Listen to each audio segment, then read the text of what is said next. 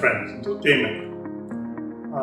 I'm just here to tell you that we're making preparations for this Friday, the 30th of September, a national day for truth and reconciliation, an event that involves people all across Canada.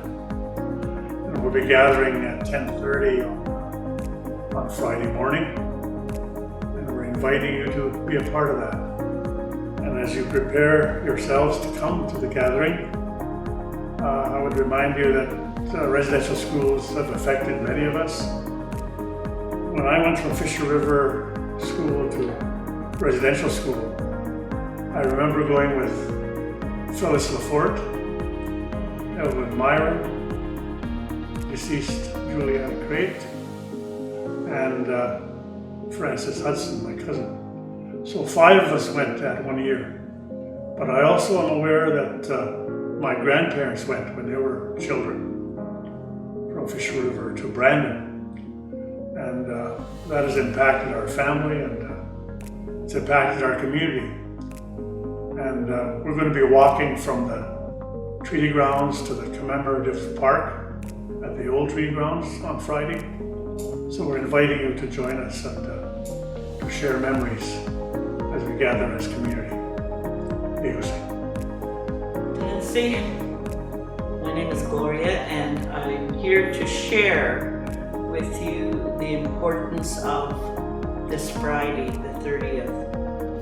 It's to remember and acknowledge our residential school survivors.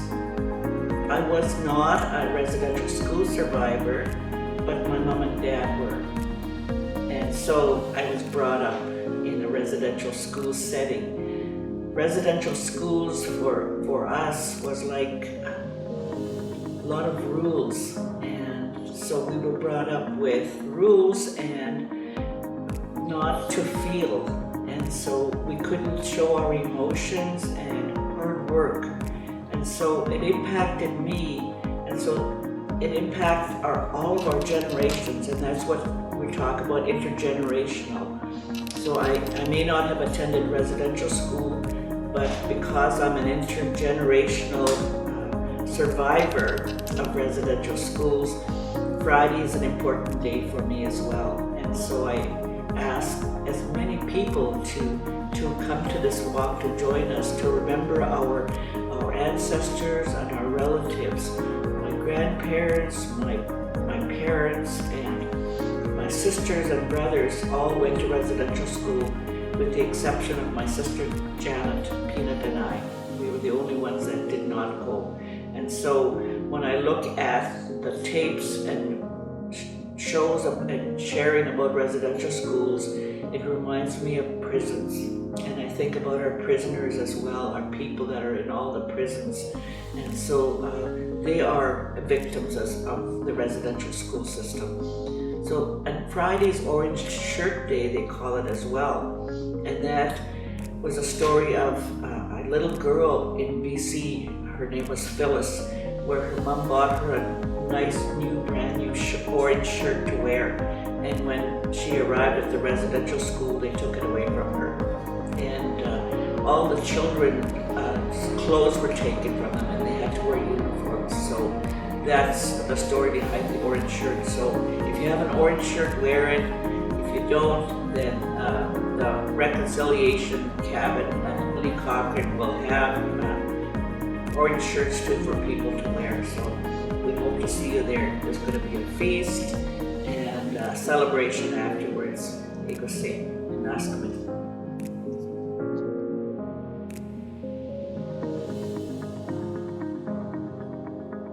Reconciliation's role is to support Fisher River Cree Nation in advancing a vision of self-determination, enhancing our core governance structure, engaging all members regardless of residency, and fostering a working relationship with all members and entities that is built on trust.